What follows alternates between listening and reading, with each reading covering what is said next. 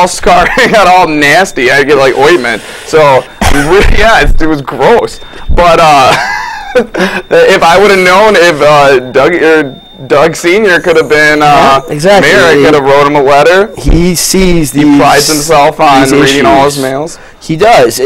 And I can't emphasize enough. It's 4, maybe 5 blocks if you count some of those, like Grandview Place. Is that the half block between King and Main? You count those, it's 5 blocks, but it's right next door in all reality. So he sees these issues and knows that they need to be taken care of. Okay, does he have? And I know I've been joking, but I do tell you this is a serious issue.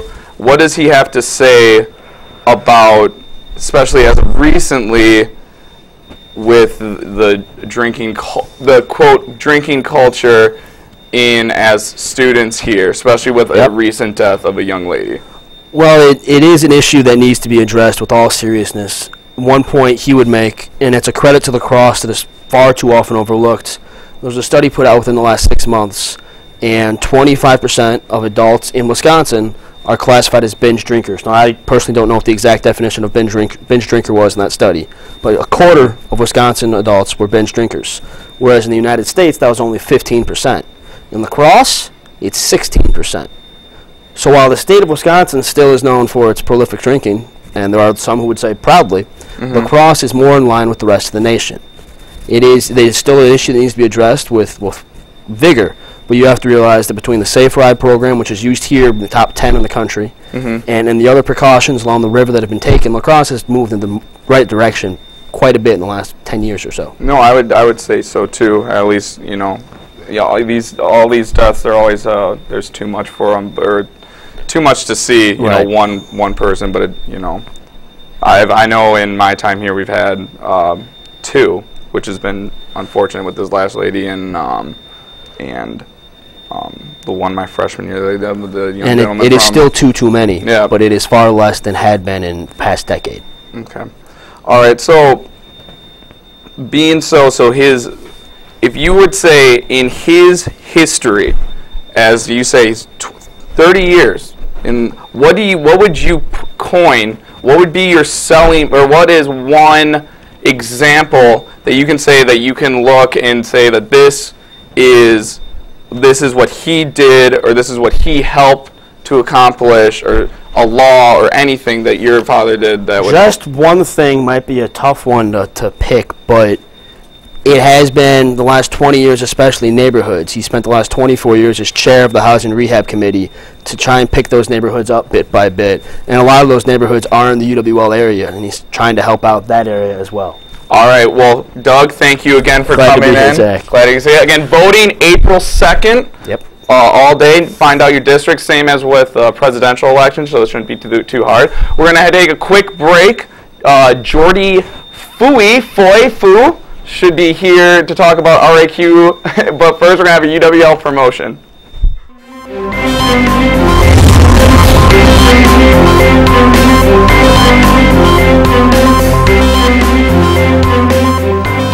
Fact. University of Wisconsin-La Crosse is ranked the #2 college in the Midwest.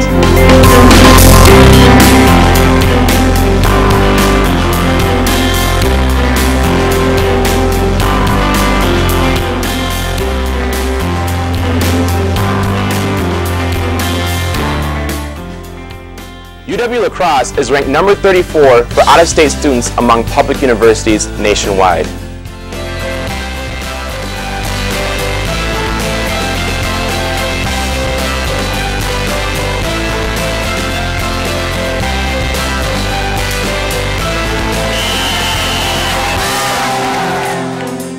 UW-La Crosse is ranked as one of the most military-friendly schools in the nation.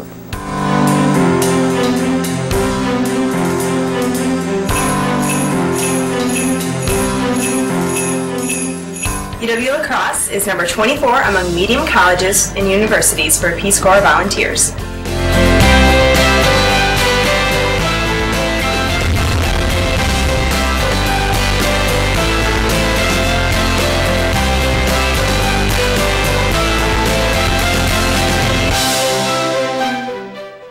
Jordy Foy. Foy, yeah, that's Foy right.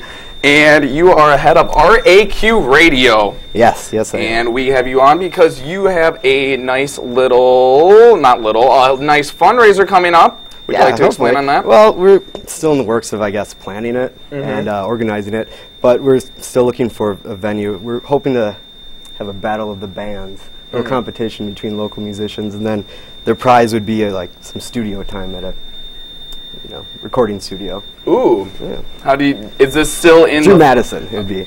It would be in Madison? They would go to Madison. Yeah. Oh, go to Madison. Yeah. Do you have that?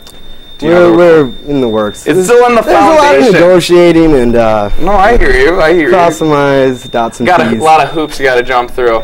Yeah. But that's exciting. When's that gonna go? We're planning to have it the week before finals, the last weekend in finals. So we can rage one more time before we just get pounded by the books? Yes, before you get pounded. Absolutely, I'm down. You already sold me. I don't even know who's coming. Oh yeah, you don't need to. It's an invitation only, of course. Oh, of course. No, we figured it'd be a good time to let kids cut a rug, cut loose a little bit before finals. Definitely. I hear you. So, what is it doing to? What are you trying to look for to raise money for RAQ? Like, what do you guys need to improve in RAQ that you would be looking to, someone to throw you? We need monies. Yeah. Give us your monies. Who we need donations. Who needs the money? RAQ does. It does? We want to put up a tower. Right now we broadcast online, Live 365, I think it's called, on raqradio.com. How much are towers going for these days? A little out of our budget right now. Do you have a ballpark? Just out of our budget right now. Oh, okay. Yeah. Any on eBay? I looked on. I saw one on Craigslist, but I ended up in a weird place. And, guy looks shady. I don't want to go back to that van. Yeah. No, not again. Not for any tower. No. Well, I just want to compliment you right now on the way you're dressed because we are wearing the exact same pants. I was kind of going for the Bible salesman / Mr. Rogers. So that's. But you look great too. Well-dressed man. Say a lot about it. Thank you. So when is it? You're saying the week before finals? Yes, May 10th. We're planning to hold it. So, and we're still looking for musicians, and we have a venue somewhat in place, but hopefully it should be successful. Well, again, this is Jordy Foy. Yep, that's it. And it's the week before finals, and if you're a band or a singer, you want to participate. But first, some perfect pets. Meow.